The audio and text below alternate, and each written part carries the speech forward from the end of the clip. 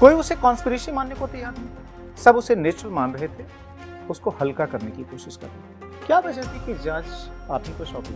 इतना high profile case था। मुझे कहा गया था कि जो गोधरा का मेन केस है साबरमती एक्सप्रेस का, उसको आपको इन्वेस्टिगेट करना है। स्वतंत्र भारत के इतिहास में इस तरह की घटना इससे पहले कभी नहीं हुई थी। अब ऐसी आग लगी थी जिसमें हार्डली 7-8 मिनट में पूरा बोगी फ्लेम में था।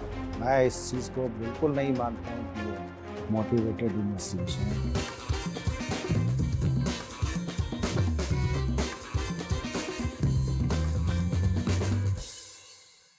27 फरवरी 2002 ये वो दिन था जो कि न सिर्फ भारतीय राजनीति बल्कि क्राइम, इतिहास, कॉन्स्पिरेसीज, इन सब के हिसाब से मील का पत्थर बन गया।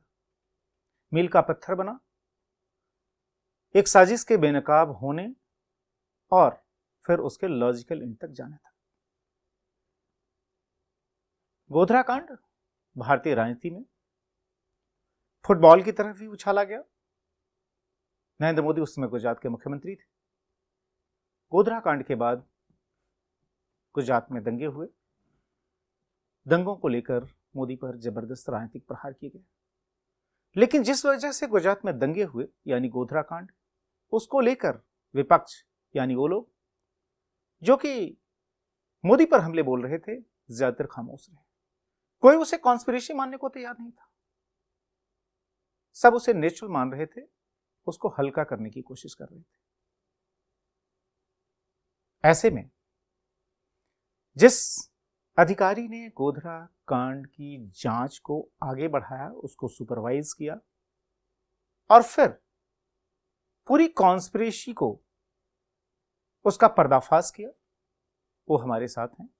बात कर रहे हैं हम राकेश अस्थाना की, जो कि 1992 से लेकर 2002 के बीच 10 साल तक सीबीआई में सर्व करने के दौरान, जिस दौरान उन्होंने चारा घोटाले की भी जांच की थी, उसमें चार्जशीट किया था और वो भी बिहार में मुख्यमंत्री रहे हुए लालू प्रसाद यादव को गुजरात पहुंचे थे। गुजरात पहुंचने के महज कुछ दिनों के अंदर ही गोधरा कांड की जांच उनको दी गई, जो घटना हुई थी करीब 2 महीने पहले ही। अस्थाना साहब, स्वागत है एक बार फिर से आपका। Thank you. ये बताएं कि आप अप्रैल के, मुझे लगता है कि अप्रैल 2002 के आखिरी दिन गुजरात पहुंचे थे और मई के पहले हफ्ते में शायद आपको गोधरा कांड की जांच मिली। क्या वजह थी कि जांच आप ही को सौंपी गई? इतना हाई प्रोफाइल केस था। देखिए, ऐसा है, सीबीआई का डेपुटेशन पूरा करने के बाद 2 महीने छुट्टी मिलती है, तो मैं मई में नहीं, अप्रैल में मैंने ज्वाइन किया था 4 अप्रैल 2002 को। उस समय तक गोधरा जो साबरमती एक्सप्रेस का इंसिडेंट है वो हो चुका था और उसके बाद राइट्स हुए थे वो हो चुके थे। मामला चूंकि काफी पब्लिसाइज था, सुप्रीम कोर्ट में काफी केसेस पहुंचे हुए थे। सुप्रीम कोर्ट में भी एक प्ली ली गई थी कि जितने भी केसेस है इम्पोर्टेंट वो सीबीआई को दे दिए जाए। तो ये मामला जब सुप्रीम कोर्ट में आया था तब तक मैं गुजरात वापस आ चुका था और आने के बाद मेरी पोस्टिंग 4-5 दिन के बाद 4 अप्रैल को ज्वाइन किया था। करीब 8 या 9 अप्रैल को डीआईजी सीआईडी क्राइम के तौर पे पोस्टिंग हुई थी और मुझे कहा गया था कि जो गोधरा का मेन केस है साबरमती एक्सप्रेस का, उसको आपको इन्वेस्टिगेट करना है। एसआईटी बनी थी, उसका हेड मेरे को बनाया गया था। उसके अलावा और कोई असाइनमेंट नहीं था मेरे पास, सिर्फ इसी केस पे फोकस करना था। मुझे लगता है, हाइंडसाइट में अगर देखें तो चूंकि सुप्रीम कोर्ट में मामले चल रहे थे और गवर्नमेंट ने सुप्रीम कोर्ट में शायद ये प्ली लिया था कि हमारे जो अधिकारी अभी सीबीआई से लौट के आए हैं उनको हमने इन्वेस्टिगेशन का काम सौंपा है, तो it should continue with the state government. तो उस बैकग्राउंड में मेरी पोस्टिंग हुई होगी और ये केस मेरे को इन्वेस्टिगेट करने को दिया गया। मुझे ऐसा लगता है ये सोच के कि सीबीआई में मेरा 10 साल का जो एक्सपीरियंस था उसका उपयोग अच्छे से हो पाए और एक निष्पक्ष जांच हो पाए, क्योंकि मैं काडर में करीब 10 साल तक नहीं था और वापस लौट के आया था, तो ये भी सोचा होगा कि कोई मेरा पर्सनल इसमें वो इंटरेस्ट नहीं है या कोई दूसरी तरह का इंटरेस्ट नहीं है, तो निष्पक्ष जांच हो इसके लिए सरकार ने केस दिया। गोधरा कांड 27 फरवरी 2002 को हुआ। जो कांड था ये था कि साबरमती एक्सप्रेस के S6 डब्बे में आग लगा दी गई थी, जिसमें कि उसी समय 58 लोगों की मौत हुई थी। 59वें व्यक्ति की मृत्यु जो है अगले दिन हुई थी। 59 लोगों की मौत का ये जो वाकया था, स्वतंत्र भारत के इतिहास में इस तरह की घटना इससे पहले कभी नहीं हुई थी, जबकि ट्रेन की एक बोगी को बाहर से उसमें पेट्रोल छिड़क कर आग लगा दी जाए, लोगों को बाहर नहीं निकलने दिया जाए, और जिसमें कि महिलाएं, छोटे बच्चे सब थे, और इस तरीके से उनकी दर्दनाक मौत हुई। गोधरा रेलवे स्टेशन के ठीक बाहर ये घटना घटी थी, आउटर पर। जब आपने जांच का सिलसिला शुरू किया, क्योंकि उसके पहले मुझे याद है कि रेलवे पुलिस ने उसकी जांच शुरू की थी, बाद में SIT बनी और आपने बताया कि उस SIT की जिम्मेदारी उसके हेड के तौर पे आप नियुक्त हुए और आपने जांच जब शुरू की, तो पहली चीज आपको क्या ध्यान में आई? चूंकि उसके पहले ऑलरेडी पॉलिटिकल कंट्रोवर्सी जो है सो शुरू हो चुकी थी। कई लोग और खासतौर पॉलिटिशियन ये कहा कि साबरमती कांड या जो गोधरा कांड जिसको हम लोग जानते हैं, उसको ये कह के जस्टिफाई करने में लगे हुए थे कि नहीं जी, वो जो कार सेवक थे जो कि अयोध्या से लौट रहे थे, उन्होंने गोधरा रेलवे स्टेशन पर जो वेंडर्स थे उनके साथ मारपीट की, और उन वेंडर्स में ज़्यादातर मुस्लिम्स थे, उनके साथ मारपीट की, और उसकी वजह से जो है एक गुस्सा हुआ और उस गुस्से में जो है ट्रेन के उस डब्बे में आग लगा दी गई, और जिसमें कि लोगों की मौत हुई। जब आपने जांच शुरू की तो आपको क्या वो चीज़ें सबसे पहले ध्यान में आई जिससे कि आपको लगा कि नहीं जी, यह एक नॉर्मल इंसिडेंट नहीं था, यह एक हार्डकोर कॉन्स्पिरेसी थी और सोची समझी साजिश के तहत इस तरह के खौफनाक वाक़े को अंजाम दिया गया? देखिए, ये बहुत ही खराब इंसिडेंट था। इसमें काफी लोगों की मौत हुई, बच्चे मरे, लेडीज मरी, और इसमें बोगी में लोगों को बंद थे जो लोग, उनको जला दिया गया। तो नेचुरली इसका बहुत बुरा असर पड़ा था, और फिर राइट्स भी हुए गुजरात में। मैंने जब इन्वेस्टिगेशन का सुपरविजन शुरू किया तब तक 2 महीने लगभग बीत चुके थे।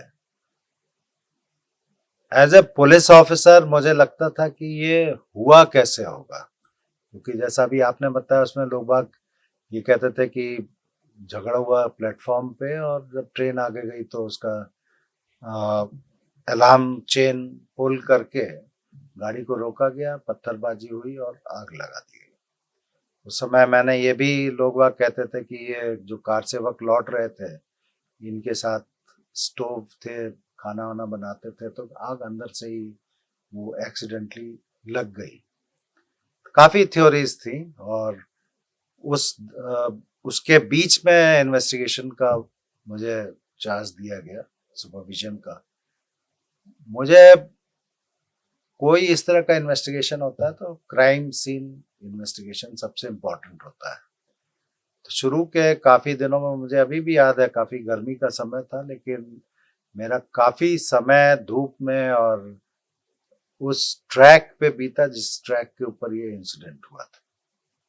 मैंने कई दफे रेलवे प्लेटफॉर्म जहाँ ट्रेन खड़ी हुई, S6 कहाँ पे सिचुएटेड था, कैसे झगड़ा हुआ, फिर आगे कितनी दूर गई, वो आउटर सिग्नल पे B केबिन बोलते हैं, उसके सामने S6 जाके रुका, फिर उसमें पत्थरबाजी हुई, आग लग गई। काफी बार मैं गया आया जहाँ पे बोगी सिचुएटेड था, वहां भी खड़े होकर देखा।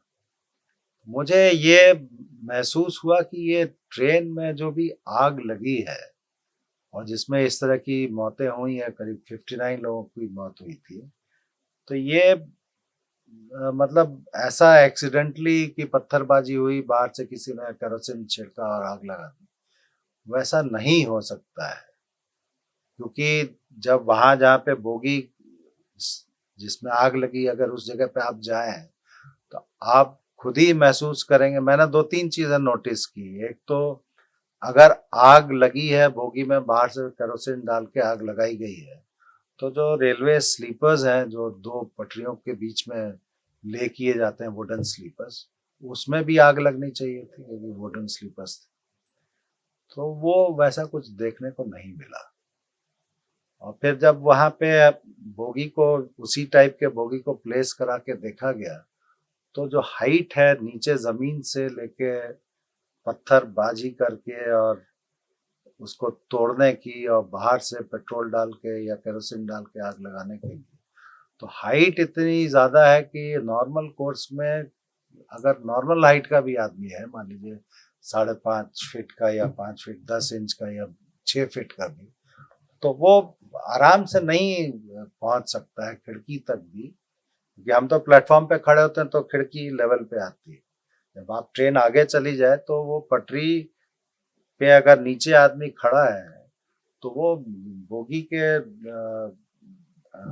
खिड़की तक भी हाथ नहीं पहुंच सकता है।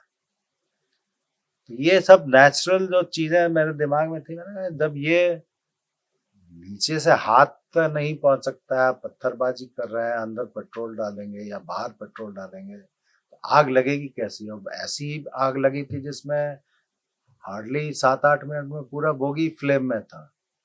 और अगर आप बाहर से पेट्रोल डाल रहे हैं या केरोसिन डाल रहे हैं, तो जो आग का पैटर्न अगर अभी भी आप फोटोग्राफ्स में देखेंगे, तो खिड़की से नीचे तक का पोर्शन जला हुआ दिखाई देगा। ओके, ऊपर का जला हुआ दिखाई देगा। उससे नीचे का पोर्शन अगर आप देखेंगे तो उसका जो पेंट है वो इंटैक्ट है।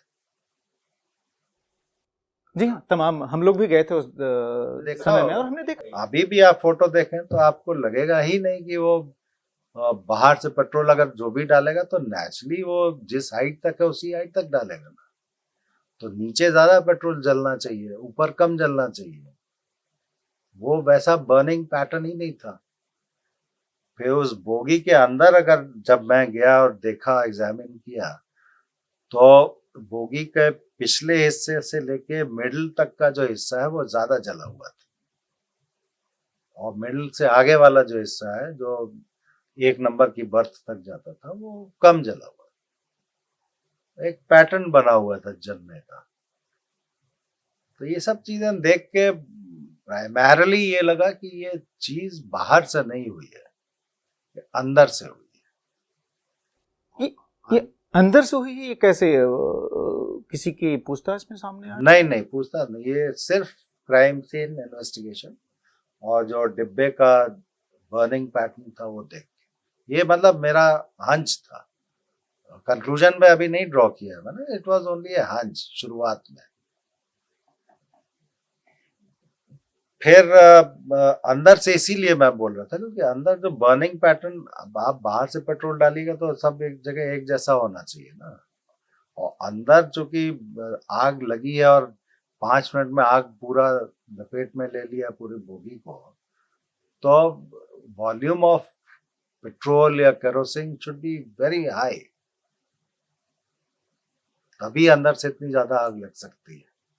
स्टोव वाली थ्योरी भी ठीक नहीं थी क्योंकि स्टोव में कितना केरोसिन होता है, हार्डली 1 लीटर या 1.5 लीटर बड़ा से बड़ा अगर स्टोव हो तो। और इतना जैम पैक था वो डब्बा, उसमें सीटिंग कैपेसिटी मेरे ख्याल से 65 या 70 72 वाली जो होती थी, जो नॉर्मल स्लीपर कोचेज जो होती हैं, उसमें करीब 125-150 लोग थे। तो अंदर खाना बनाने की जगह कहाँ से आएगी? तो ये सब चीजें देखने के बाद लगा कि नहीं, कुछ अब इसको साइंटिफिकली देखना पड़ेगा।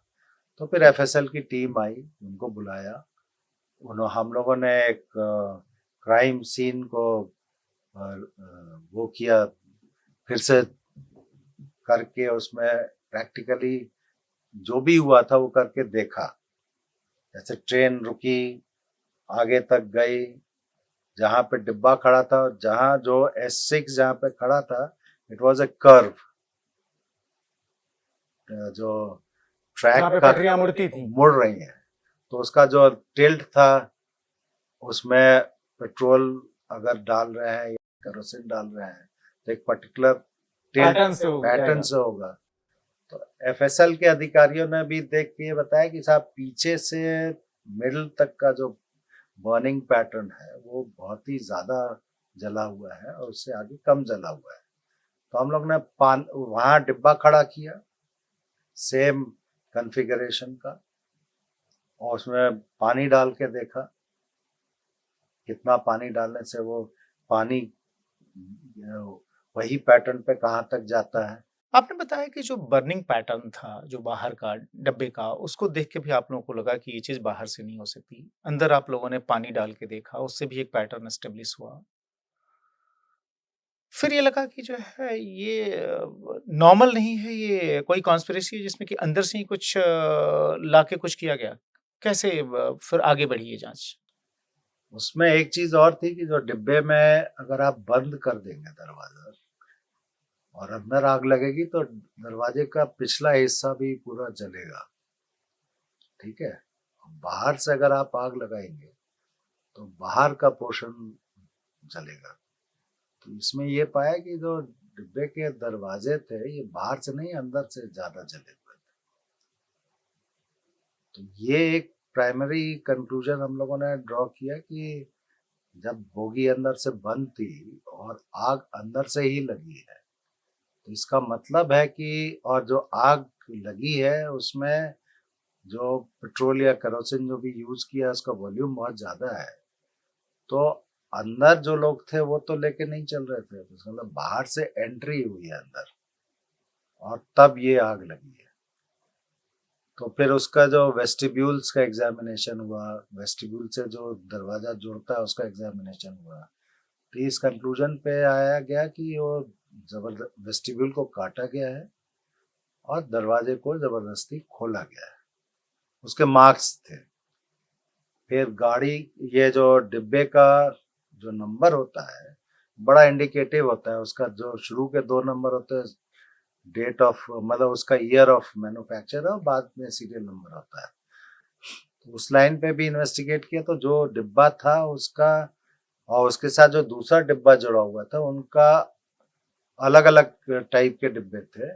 तो एक डिब्बे में रबड़ का वेस्टिब्यूल था, एक डिब्बे में कैनवस का वेस्टिब्यूल जो मोटा कपड़ा होता था। था। तो वो सारी चीजें देखा, उसको कैसे काटा होगा, कैसे घुसे होंगे, वो सारा रिकंस्ट्रक्शन जब सीन ऑफ क्राइम का किया वो सारी चीजें की। फिर हम लोगों ने एक ट्रेन मंगाई उसी कॉन्फ़िगरेशन की रेलवे से बात करके और प्लेटफॉर्म से लेके उस जगह तक पहुंचने में जो चेन पुल हुई है 3 डिब्बों से चेन पुल हुई थी, तो वो सारा रिहर्सल करके देखा कितने टाइम में ट्रेन 3 डिब्बे से अगर एक साथ चेन पुल हो तो कितने समय में जाके वहां पे रुक जाएगी, वो कैलकुलेट किया। और फिर जो आई विटनेसेस के रिकॉर्ड किए थे एविडेंस जिसमें रेलवे के ऑफिशियल्स थे, गार्ड हैं, स्टेशन मास्टर हैं, तो उनका ये कहना था कि ट्रेन चलने के कुछ ही देर में चेन पुल हुई और ट्रेन जाके रुक गई और फिर गाड़ी में से धुआं निकलता हुआ दिखाई देने लगा और पूरा गाड़ी मतलब ये बोगी जलने लगी। तो वो पूरा कैलकुलेशन करीब 20 मिनट का था, 8:05 या 7:05 से लेकर 7:20 या 8:20 तक का वो कैलकुलेशन था। तो उतने कम समय में एक्सीडेंटली आग नहीं लग सकती है अंदर से या बाहर से भी आप डालेंगे तो इस तरह का बर्न नहीं मतलब बर्निंग पैटर्न नहीं बन सकता है। अच्छा, एक्सीडेंटली आग क्यों नहीं लग सकती उसके लिए हम लोग ने आरडीएसओ से मंगाए थे डिटेल। तो बोगी में जो भी मटेरियल इनसाइड यूज किया गया था वो सेल्फ एक्सटिंग्विशिंग मटेरियल था, ये एक्सीडेंटली आग भी लग जाए तो अपने आप बुझ जाती थी। तो इतनी बड़ी आग लगने के लिए बहुत देर तक आग का लगा रहना हो तभी इतनी बड़ी आग हो सकती है। तो ये सब चीजें देख दाख के we came to a conclusion कि गाड़ी के अंदर घुस के पेट्रोल डाला गया है क्योंकि पेट्रोल के कंटेंट्स मिले बर्निंग उसके अंदर से और मिनिमम पेट्रोल जो यूज हुआ है 40 लीटर का है, 40 लीटर से ज्यादा पेट्रोल यूज हुआ है और अंदर घुस के आग लगाई गई। ये एफएसएल की जांच में जो करीब 1-1.5 महीने तक चली ये निष्कर्ष सामने आया। कॉन्स्पिरेसी बाहर कैसे आई कि किसने किया, कैसे किया, उस तक आप लोग कैसे पहुंचे? देखिए उस समय अगर आपको याद होगा तो फर्स्ट टाइम जब हम लोगों ने ये निर्णय किया कि we should put these men accused for lie detector test and truth serum test, उस समय काफी क्रिटिसिज्म हुआ था। तो जब ये ट्रुथ सीरम जो सोडियम पेंटेथोल वाला टेस्ट होता है उसमें कुछ एक्यूज ने काफी चीजें बताई हैं जो इंडिकेट करता था कि ये लोग घुसे थे अंदर, अंदर घुस के आग लगाई थी और पेट्रोल पहले से कलेक्ट किया गया था। फिर हमें एक आई विटनेस मिला प्लेटफॉर्म पे, जो वेंडर था जो ट्रेन के अंदर घूम घूम के चाय बेचता था, वो उसने काफी चीजें बताई। और सोडियम पेंटेथोल टेस्ट में जिस एक्यूज ने डिटेल बताया था उसका फिर हम लोग ने पूछताछ ठीक से किया और 164 का स्टेटमेंट रिकॉर्ड कराया। तो इन सब चीजों से ये जाहिर हुआ कि एक दिन पहले पेट्रोल एक पर्टिकुलर गेस्ट हाउस है वहाँ बी केबिन के पास, अमन गेस्ट हाउस, अमन गेस्ट हाउस, वहां पे इकट्ठा हुआ था और ट्रेन को रोका गया था जहाँ पे ये प्लेटफॉर्म खत्म होता है थोड़ा आगे जाने पे। अभी इसमें क्या है कि जब जहाँ पे ट्रेन रुकी उसके साइड में जो एरिया है दैट इज कॉल्ड सिग्नल पड़िया, 100% वो मुस्लिम लोकेलिटी है। और वहां से फिर लोग बाग आए, पेल्टिंग किया, स्टोन पेल्टिंग हुआ जिससे लोगों ने खिड़कियां गिरा ली और उस स्टोन पेल्टिंग का फायदा लेके ये 6-7 लड़के वेस्टिब्यूल काट के अंदर घुसे, पेट्रोल डाला और बाहर कूद गए और बाहर से बर्निंग रैग्स करके जो टूटी विंडो पेन्स थी उसके थ्रू से पुश किया जिसकी वजह से आग लगी। इस तरह का इन्वेस्टिगेशन में चीजें निकल के बाहर आई। और फिर जो 164 का स्टेटमेंट हुआ था एक्यूज्ड का कॉन्फेशनल स्टेटमेंट, वो भी ओपन कोर्ट में हम लोगों ने कराया था ताकि उसकी सैंक्टिटी ज्यादा रहे। आपने जो बात कही ओपन कोर्ट में 164 का स्टेटमेंट, मुझे लगता है बड़ी रेयर चीज है। नॉर्मली तो ये जो सो क्लोज डोर ये स्टेटमेंट रिकॉर्ड होती है, ओपन डोर यानी जो सो ओपन कोर्ट में जो है 164 का स्टेटमेंट रिकॉर्ड जब भी करवाना, ये चैलेंज नहीं था? ये बहुत बड़ा अगर चैलेंज, पलट जाता बहुत बड़ा चैलेंज था। और इसमें चूंकि क्रेडिबिलिटी वाज एट स्टेक और हम लोग ये नहीं चाहते थे कि कोई बाद में इस चीज पे उंगली उठाए, तो वी रिक्वेस्टेड द कोर्ट कि आप हम इसको प्रोड्यूस करेंगे, आप इनसे पूछ लीजिए and he will tell the truth. And the magistrate asked in the open court, he narrated the entire incident, it was recorded by the magistrate। एक चीज बताइए, खुद वो आदमी इस क्राइम में शामिल रहा था, कैसे तैयार हो गया अपने गुनाह को कबूल करने के लिए? साथी जो उसके साथी थे सारा भांडा फोड़ करने के लिए वो भी जो है सो 164 का स्टेटमेंट जिसको कि कोर्ट सबूत के तौर पर लेती है, क्योंकि कोर्ट खुद ही रिकॉर्ड करती है। इसका कोई प्लॉसिबल रीजन मेरे पास नहीं है, बट अगर आप, मुझे लगता है कि वो बाद में जो जिस तरह से उसने भी देखा होगा ना, इतने लोग मरे और इतना नुकसान हुआ, तो एक मोरल कंपंक्शन हुआ होगा। But I don't believe in this also. मैं इस चीज का कोई प्लॉसिबल रीजन नहीं दे सकता हूँ, but he agreed to tell the truth before the court और उसने किया। और उसके बाद फिर हमारा इन्वेस्टिगेशन जो हुआ, उसने जो चीजें उसने कही, केवल कन्फेशन करने से नहीं होता है, उसने कन्फेशन में जो चीजें बोली हैं उसको कोराबोरेट करना पड़ता है मटेरियली। तो वो इन्वेस्टिगेशन में कोराबोरेट हुई चीजें।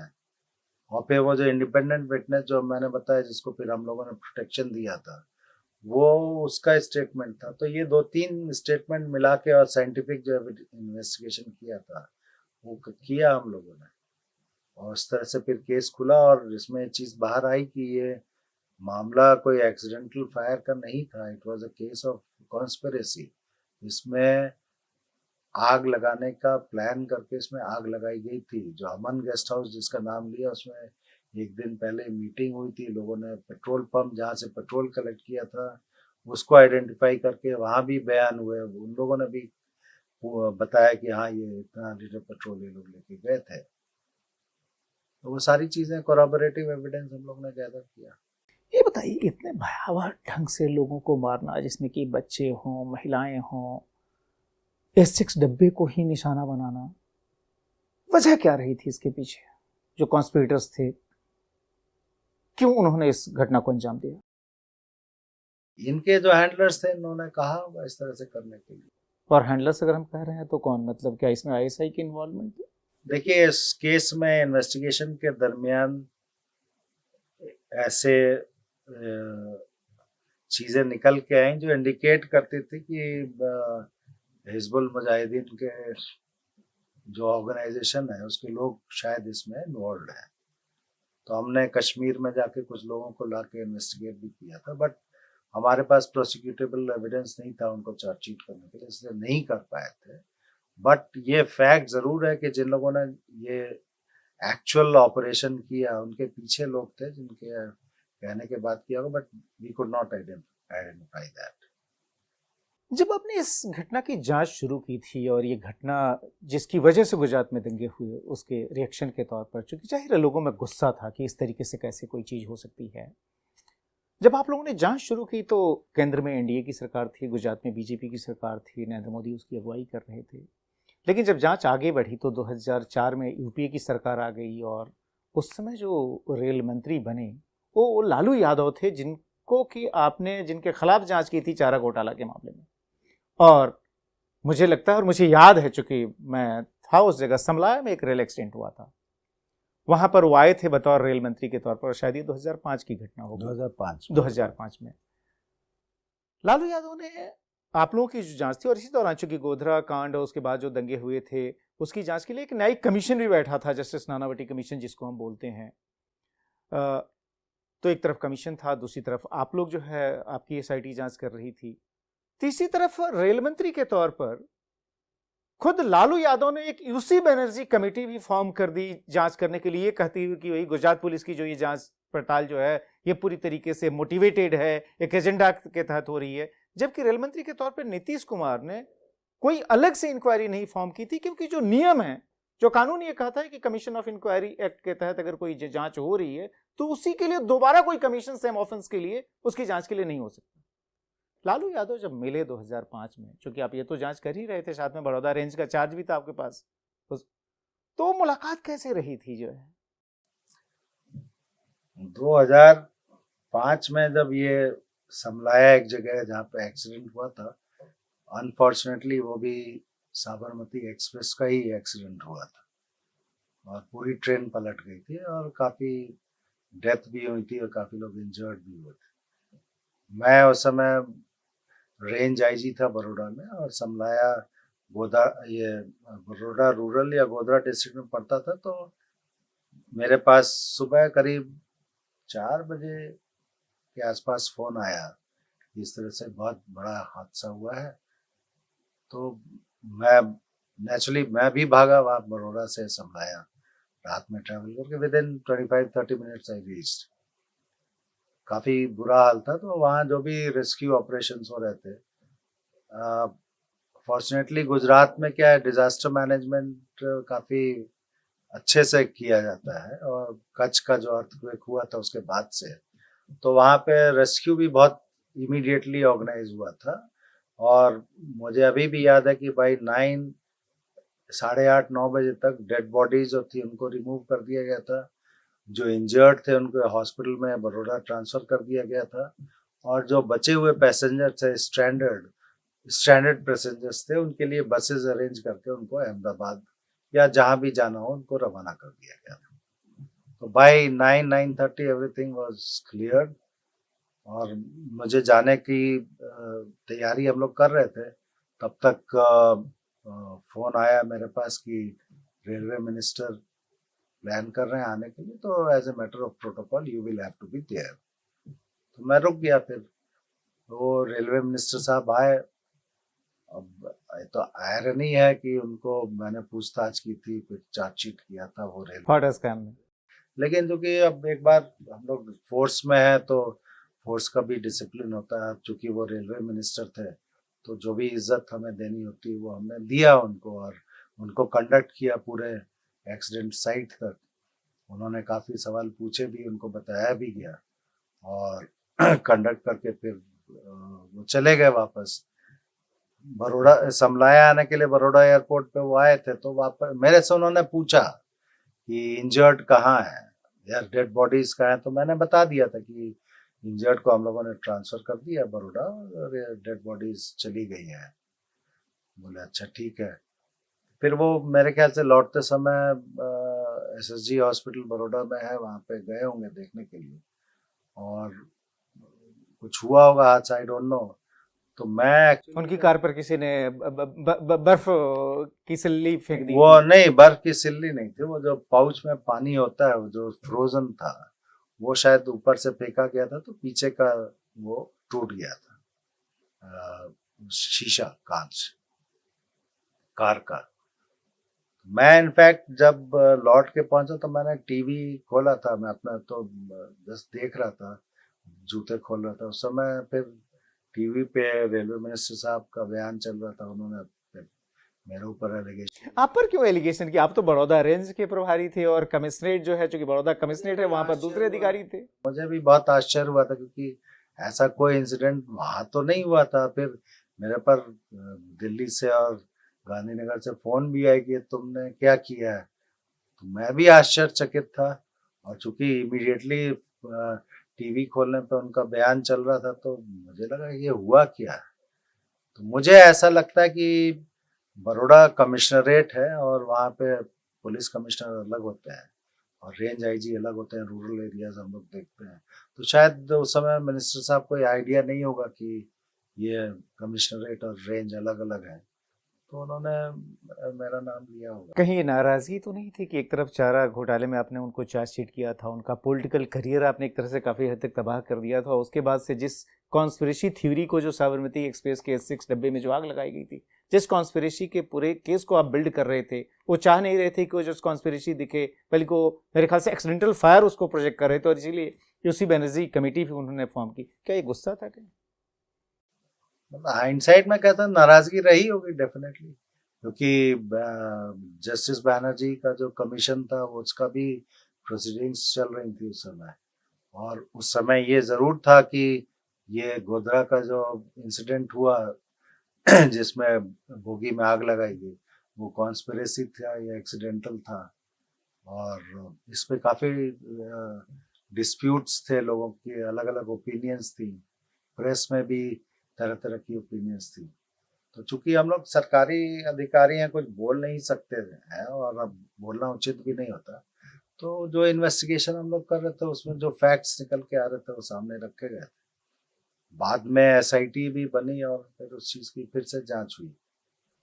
मुझे लगता है बनर्जी कमेटी को खुद गुजरात हाई कोर्ट ने उसको अनकॉन्स्टिट्यूशनल बताया था और उसको एक तरह से डिसबैंड भी कर दिया था, क्योंकि मामला चैलेंज हुआ था हाई कोर्ट में। हाँ, एक ही वो ऑफेंस के लिए जुडिशियल जो जी हाँ। झगड़े थे वो चले थे मैं उस आपसे समय। जानना चाहता हूँ कि जिस कॉन्स्पिरेसी को आप लोगों ने आइडेंटिफाई किया कि कॉन्स्पिरेसी के तहत S6 डिब्बे में आग लगाई गई, चूंकि उसमें कार सिवक लौट के आ रहे थे अयोध्या से, कोर्ट में एक तरफ है कि आप मामले की जांच कर लें, दूसरी तरफ है कि कोर्ट में आप उसको टिका लें, वह जो है कोर्ट की स्क्रूटनी में वो खरा उतरे और वो कन्विक्शन हो।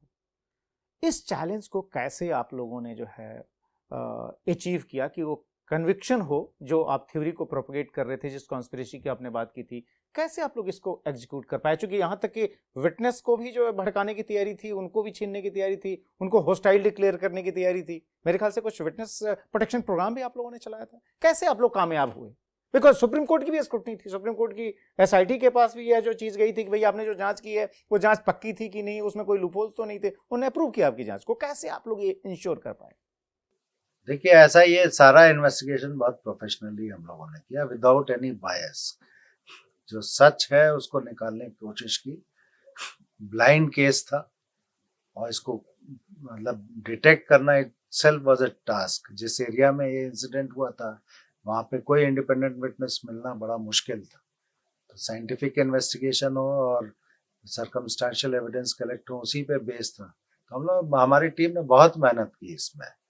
और कुछ लोगों को जो बहुत की विटनेसेस थे उनको, उनका बयान भी कन्फेशनल 164 में रिकॉर्ड करा है, 164 सीआरपीसी में विटनेस के तौर पे। और उनको जब तक ट्रायल पूरा नहीं हो गया तब तक हम लोगों ने छुपा के रखने की बात कह सकते हैं, उनको हाइड करके रखा, उनका प्रोटेक्शन दिया ताकि उसको कोई तोड़ नहीं पाए। उसका बयान भी हुआ। इस बीच में 2008 में सुप्रीम कोर्ट के ऑर्डर पे एसआईटी की बनी और उसमें ये केस गया। डॉक्टर राघवन उसके हेड थे, डॉक्टर सतपति भी थे उसके मेंबर, दोनों सीनियर आईपीएस ऑफिसर। राघवन तो सीबीआई के डायरेक्टर भी रहे थे, हाँ, डॉक्टर जिसके अंडर राघवन आपने सर्व भी किया था एक समय। जी, डॉक्टर राघवन सीबीआई डायरेक्टर थे, वो चेयरमैन थे। डॉक्टर सतपति डीजी रहे यूपी में और बाद में सेंट्रल डेपुटेशन पे थे, वो भी थे इसमें। तो उन्होंने केस को पूरा फिर से देखा, इन्वेस्टिगेट किया और मेरे को कम से कम काफी केस प्रेजेंट करने में, समझाने में, जगह पे ले जाके एक्सप्लेन करने में काफी समय लगा, काफी टाइम लगा, काफी मेरे को ग्रिल किया गया उसमें। और एक दफे तो ये लग रहा था जैसे कि मैंने ही कोई गुनाह कर दिया हो। फिर से चारा घोटाले की याद आ रही थी जो अधिकारी ने कहा था आपको कि आपको इन्वेस्टिगेशन नहीं आती। नहीं, उस समय ये लगता था कि अब हमने तो इन्वेस्टिगेशन अपना बेस्ट तरीके से जितना कर सकते थे किया था। अब दोबारा ये चीज हो रही है, मेरे से ही पूछताछ हो रही है, तो मुझे लगता था मैं ही क्यों इसमें गुनहगार बन रहा हूँ। तो मैंने कहा भी था जो कमेटी के, एसआईटी के जो हेड थे और दूसरे मेंबर्स थे कि please don't treat us like accuse. तो उन्होंने कहा था नहीं नहीं, ये तो हम लोग को ट्रुथ निकालना है, we have to find out the exact happening. और मुझे एक सेटिस्फैक्शन इस बात का है कि जब सुप्रीम कोर्ट में एसआईटी ने अपनी रिपोर्ट पेश की तो उन्होंने ये एसआईटी के चीफ ने और उनके साथी जो दूसरे डीजी साहब थे, उन्होंने ये सर्टिफाई किया कि गुजरात पुलिस ने जो इन्वेस्टिगेशन किया था उसमें उनको कोई कमी नहीं मिली। और वही चार्जशीट अप्रूव की और उसके बाद उस पर ट्रायल चला और कन्विक्शन भी हुआ। और कन्विक्शन भी ऐसा हुआ जो भारत के इतिहास में अभूतपूर्व है, क्योंकि 11 लोगों को फांसी की सजा हुई और 20 लोगों को लाइफ इम्प्रिजनमेंट हुआ। तो ये नॉर्मल रायट के केसेस में इस तरह की सजा नहीं होती है, ये तो ब्लाइंड केस था। तो एक सेटिस्फैक्शन जरूर मिला कि हमने जो, हमारी टीम ने जो इन्वेस्टिगेशन किया था उसको एसआईटी ने सही पाया और उस पे एसआईटी ने उस चीज को कोर्ट में ट्रायल कराया। और विटनेसेस जो थे, जो हम लोगों के टाइम में जिन्होंने बयान दिया था, वो वहाँ पे वैसे ही बयान हुआ। जो साइंटिफिक एविडेंस हम लोगों ने कलेक्ट किया था वो रखा गया, वो ट्रायल कोर्ट ने माना और उसको फिर कन्विक्शन किया। और हाई कोर्ट की स्क्रूटनी में भी जो है वो हाई कोर्ट ने उसको अपील किया, बस वो जो फांसी की सजा थी उसको कन्वर्ट किया लाइफ इम्प्रिजनमेंट में। तो ये बहुत बड़ी बात है और मैं तो ये कहूँगा कि इस केस में बहुत बड़ी संख्या में हम लोगों ने एक्यूज को पकड़ा था और नॉर्मल कोर्स में बेल हो जाती है, बट इस केस में सुप्रीम कोर्ट तक भी बेल नहीं हुई। मतलब इतना एयर टाइट केस बनाया था आप लोगों ने। इन्वेस्टिगेशन तो अच्छा किया था और वही जो हम लोग ने सीखा है पुलिस में और उसको इम्प्लीमेंट किया था इन्वेस्टिगेशन में, चीजें नए तरीके से देखी थी, कोशिश की थी और वो चीज खरी उतरी स्क्रूटनी में, तो बहुत बड़ी बात है। ये बताइए उस समय कैसा फील होता था जब बड़े एलिगेशंस लगते थे आप पर, आपकी टीम पर, कि चूंकि आप गुजरात कैडर के आईपीएस ऑफिसर हैं, गुजरात में नरेंद्र मोदी की अगुवाई वाली बीजेपी की सरकार है और आप जो है किसी भी तरीके से कॉन्स्पिरेसी एंगल को प्रूव करना चाहते हैं, क्योंकि अगर कॉन्स्पिरेसी अगर उसमें नहीं साबित हुई तो इसका मतलब ये होगा कि जो एक एक्सीडेंटल इंसिडेंट जो था जिसमें कि एक दुर्घटना हुई थी उसको आधार बना के पूरे गुजरात में दंगे हो गए। क्या वाकई इस तरह का कोई प्रेशर था कभी? देखिए उस वक्त बहुत ज्यादा स्क्रूटनी गुजरात पुलिस की हो रही थी, ये तो फैक्ट है, क्योंकि राइट्स के केसेस का भी री इन्वेस्टिगेशन हो रहा था और इस चूंकि ये मेन केस था इसका भी इन्वेस्टिगेशन सही है या गलत है इसका भी स्क्रूटनी हो रही थी। और एक पक्ष ये कहता था कि मैंने चीफ मिनिस्टर को मदद करने, श्री नरेंद्र मोदी जी को मदद करने के लिए कॉन्स्पिरेसी एंगल हम ले आए हैं ताकि उनको पॉलिटिकल फायदा मिले। और काफी क्रिटिसिज्म भी होता था। कई सीनियर पत्रकार थे जिन्होंने मेरे को अभी भी वो कहने से चूकते नहीं है, हालांकि किस्सा कुछ और था। वो ये कहते हैं कि मैंने मदद करने के लिए इस तरह का इन्वेस्टिगेशन किया है। वो ये चीज भूल जाते हैं कि ये जो भी इन्वेस्टिगेशन मैंने और हमारी टीम ने किया उसकी पूरी जांच एसआईटी ने की, सुप्रीम कोर्ट अपॉइंटेड एसआईटी ने की। उसी एसआईटी ने सर्टिफाई किया कि गुजरात पुलिस ने इन्वेस्टिगेशन बिल्कुल सही किया है, उसमें कोई कमी नहीं मिली। और उसी इन्वेस्टिगेशन पर ट्रायल चल के सजा हुई जिसमें कॉन्स्पिरेसी थ्योरी एस्टैब्लिश हुई। लेकिन आज तक जिन लोगों ने इस तरह का क्रिटिसिज्म किया गुजरात पुलिस का, उन्होंने ये बात मानी नहीं है। मैं तो एज ए पुलिस ऑफिसर ये चीज मानता हूँ कि जो इन्वेस्टिगेशन गुजरात पुलिस ने उस वक्त किया, मैं बाई चांस एसआईटी का हेड था, मेरे सुपरविजन में किया, it was an excellent investigation done by them which was approved by the SIT. मैं इस चीज को बिल्कुल नहीं मानता हूँ कि ये मोटिवेटेड इन्वेस्टिगेशन है। जो फैक्ट्स थे वो निकाल के हमने सामने रख दिए और जो कि कोर्ट की स्क्रूटनी में भी सही साबित हुआ। बिल्कुल। धन्यवाद अस्थाना साहब, इतनी बड़ी जो घटना थी उसको इस तरीके से इन्वेस्टिगेट करके उसको लॉजिकल एंड तक पहुंचाने के लिए। और वो केस जो कि भारतीय राजनीति के लिहाज से, अपराध के लिहाज से, क्रिमिनल राइट्स के लिहाज से, कॉन्स्पिरेसी के लिहाज से एक तरह से मील का पत्थर और उसमें सजा का होना, वो भी इतने बड़े पैमाने पर। धन्यवाद एक बार फिर से। Thank you.